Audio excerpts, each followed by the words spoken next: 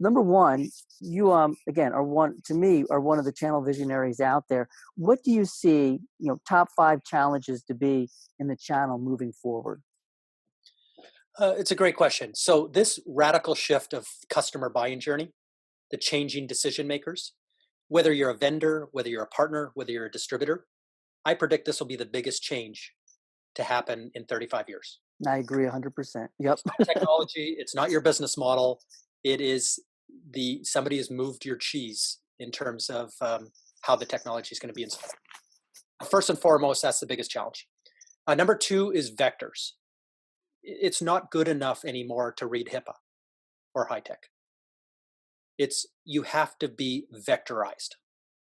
And if you want to be, for example, for a partner, you want to look at your locality, you want to look at the industry that's there, but you want to look at the lines of business, and you got to start looking at the crosshairs. Because if I multiply all those five vectors out, there's about 20 million different actions.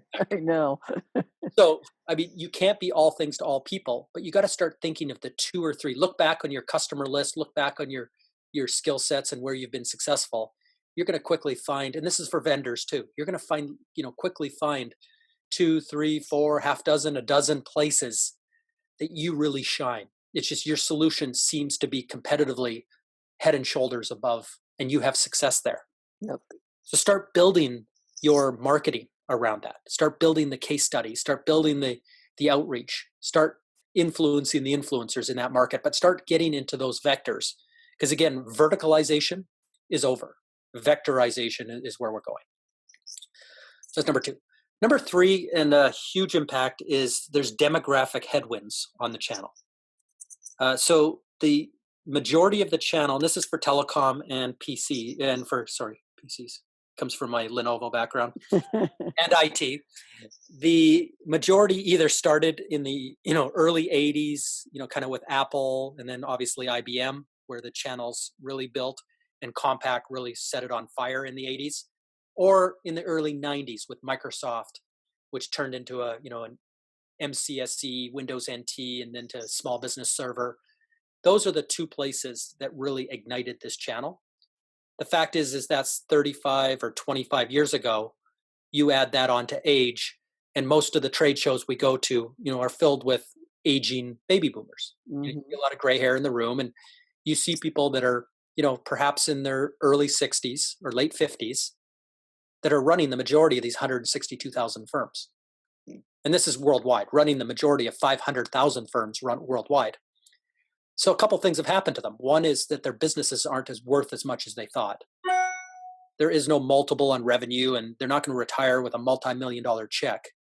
At best, they're going to get acquired and have to do a workout and get enough to pay down their debts and maybe not have enough for retirement. And being an entrepreneur, there is no 401k, and there is no financial planning. Probably as you're running a multi-million-dollar business, you probably assumed that that would buy you a nice beachfront property, and that's just not happening. And then what we always assumed, and I got this wrong as being a futurist, I thought that there was a whole set of millennials that were going to come in and either buy up these businesses or start new ones and born in the cloud. And there's going to be, the kids are going to take over the family business, and all of that is not happening. Correct. So Todd Thibodeau from CompTIA stood up at ChannelCon last year and said that IT isn't even in the top 10 of desirable industries for younger people. And you can be a technologist, but you don't have to work at IBM. It's 11 o'clock. You can go work at any company, because every company, whether you're a hotel chain, whether you're a car company, doesn't matter what industry you're in, every company is now a technology company. And if you want a technology job, you don't have to work in the technology industry. And so there is not a backfill for all of these people. And that's a serious, serious issue. Absolutely. Yeah, we see it all the time. And, I'm going to say that because everything's getting 5 times larger with shadow channels, the study of influencers becomes even more important. These group of 100 people, because you're never going to be able to build a network that big. And you're going to be forced to do what I did when I moved to the United States.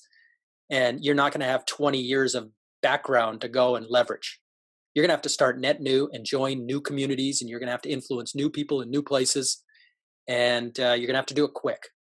So you're going to have to use some strategic shortcuts to start growing your channel influence by 5x. Yeah, and Jay, I want to end. This is fantastic. Our listeners are going to love everything you're saying, and I'm smiling broadly because I am right there lockstep with you. Let's finish out with what I like to call a rapid fire. I give you a word or phrase, and you respond, and you give me a word. So it's really quick, and we're going to end with this so people can get a really good understanding, and maybe in a funny way, of who Jay McBain is and what he's all about. You ready for it? Hit me. All right, I'm going to start off with, when I say Jay McBain, what do you say? Channel. Your most admired company. Apple.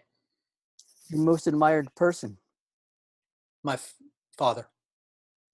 Most surprising thing about Jay McBain. I'm not an influencer or an extrovert. What stresses you out?